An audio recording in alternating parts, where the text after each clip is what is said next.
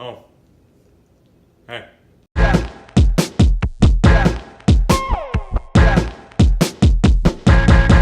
Let's go. What is up, everybody, and welcome back once again. Today is a very special day because we're joined by my wife.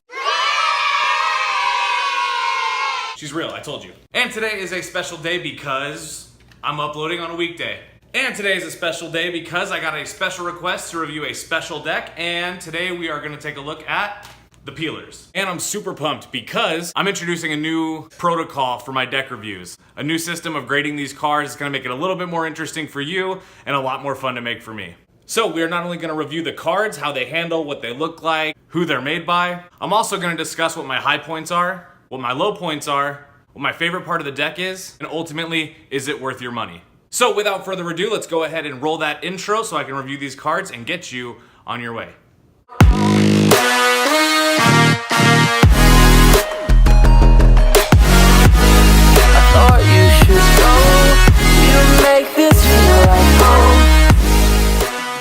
So the Peelers Playing Cards by Riffle Shuffle and the United States Playing Card Company.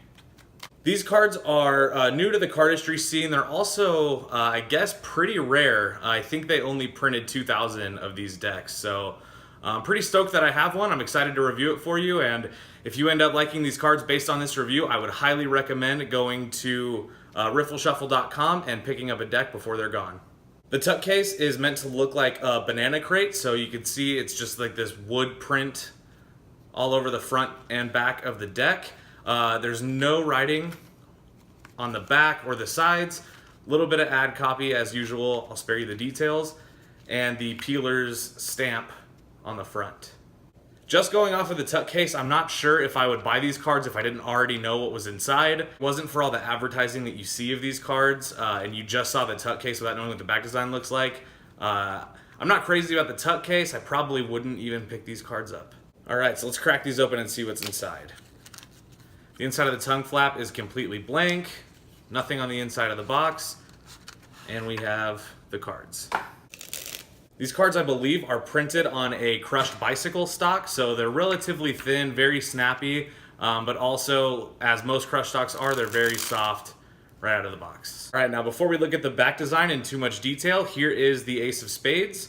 You can see it's just a blown up spade pip with a peeling banana kind of outlining the side of it, and it says Peelers right under it. Relatively simple. I like that Ace of Spades. You are going to get two identical jokers. These are pretty cool. It's kind of like this 3D image of a banana, and it just says Joker in the corner. You get that yellow J, and the rest of it's black. Not bad, and everybody loves duplicate jokers.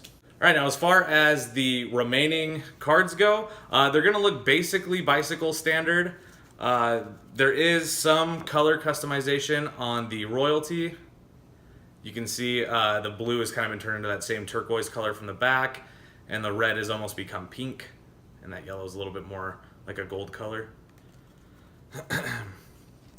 You are also going to notice on your hearts and diamonds, you're going to get that faded red color. Again, kind of looks like pink. I also noticed, and correct me if I'm wrong if you know, but I think the pips on these cards are actually smaller than standard USPCC cards.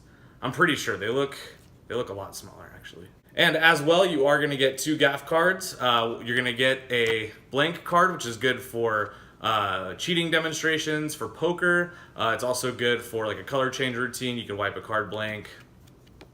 Always good. And my favorite, you get a double backer. Now that you know what I use these for, you know why I prefer my decks to have these. This is my favorite gaff card of all time. All right, now taking a look at the back in detail, you do have this turquoise color. I'm sure it looks green with the lighting in here, but it is like a faded turquoise. And you get those yellow, almost gold bananas as a mirroring image. Extremely simplistic. If you know me, you watch my deck reviews, you know simple for me is better. So less is more when it comes to my cards. I think that the simplicity of a deck, if it's understated, it's a lot less distracting. They also tend to not look overly magical, which is definitely a good thing. If you have what looks like a standard deck of playing cards, it makes your effects that much more astonishing. All right, so the handling of these cards also really, really good. I'm very impressed with this. These cards look super thin. So they feel pretty thin already, but they look extra, like it looks like I have less than a full deck here. And that's with the 2 jokers and 2 ad cards. So they are really thin, but they handle great. You can see springs look really good, especially because they're so simple. You just see that turquoise color really pops out. They have that new dribble sound that I love so much. They fan really well, just like all USPCC cards. Borders take up most of the back design, so the fan almost looks white. So I'm going to talk a little bit more about that when I get to my high and low points. I do believe these cards were made primarily for cardistry. I know you can use them for poker because they have semi-standard faces. I definitely think these would be totally fine for Magic. They're not real distracting. They don't look different enough to look like they're gimmicked, but they do have that nice touch that matches the back design of the cards. I think ultimately you'd be okay if you were to perform some Magic with this. Okay, so that is your overview of the cards. It's what they look like, it's what the faces look like. So now let's go ahead and talk about what some of my high points and low points are based on this review. All right, so as far as high points, there's definitely a lot, but just to keep it on a short list, these cards are definitely simple. So you know me, I like the knock deck a lot. I'm a real big fan of minimalistic back designs. This definitely embodies minimalistic, which I really, really appreciate. I really like. As far as personal taste, my card collection, I prefer simple cards to overly complicated back designs. All right, now another high point is definitely the handling of these cards. They are super thin. They feel extremely broken in already. They definitely don't feel stiff. If you own a deck of the Knock Summers, the ones that just came out, blue, orange, or pink, that's exactly what these feel like. So those ones are out of the box. You could almost fold them in half with your hands because they're so thin and so soft. So that definitely is a high point for me. I could basically take these out of the box and shuffle them once and perform a trick and feel totally comfortable. And finally, as far as high points go, I like the standard looking faces. This is definitely good. It's, you know, it's kind of an expensive deck of cards, so if you buy one, you want to be able to perform Magic with it. And thanks to having standard-ish faces, you can definitely go out and perform Magic with this deck, and I don't really think anybody's going to notice anything off about it. All right, so now that we've covered high points, what are my low points? Definitely one, I think this is more, I wouldn't say it's a deal breaker, but it is a low point for me. Although I do like that it's simple, I think that the border on these cards is a little bit thick, especially when you fan them.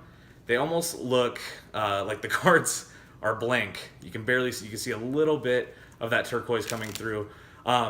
Even if you kept the borders the same thickness, but added maybe like a yellow micro border outside of the turquoise, just to kind of maybe make it pop and thin out those borders a little bit, I think would make it look really, really good and a lot more clean. All right, now another low point that I have, and this is basically just, because the cards are rare, but the price. So I definitely prefer reasonably priced decks, especially if you're going to be using them.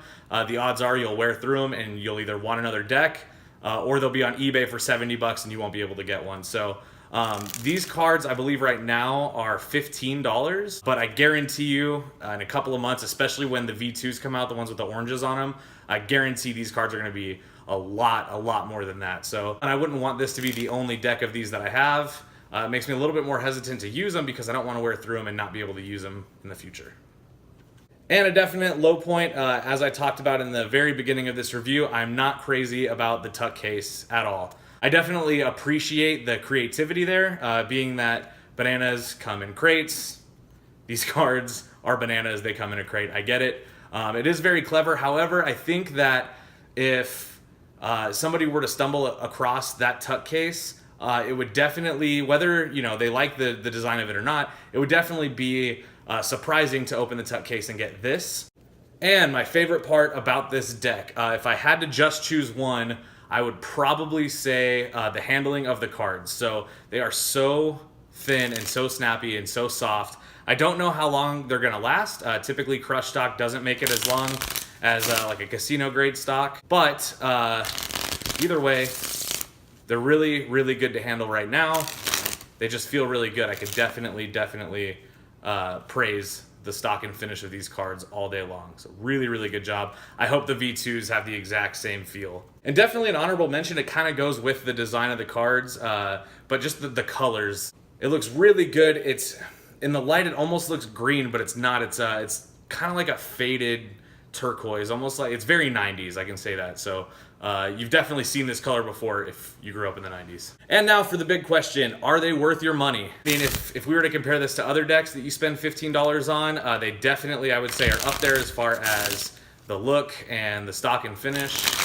I definitely would rather spend $15 on these than $15 on, you know, some of the premium decks that come out that aren't limited, that are just that much because they're that much. Basically, if you're not David Blaine or like Shin Lim, don't charge $15 for your cards. People won't buy them. $12 is one thing. I definitely can see that. $15 or more, you're kind of crossing that line into having a custom deck of cards or it's a really, really nice tuck box that's sealed that you can put on your mantle because you're afraid to open it. Well, guys, that was my review of the peelers. Hope you really enjoyed them. Let's go ahead and roll that outro and get you on your way. Well, everybody, thank you so much for watching my review of the peelers. If you're interested, head on down to riffleshuffle.com and pick up a deck while they're still there. They might already be sold out at the making of this video. I don't know.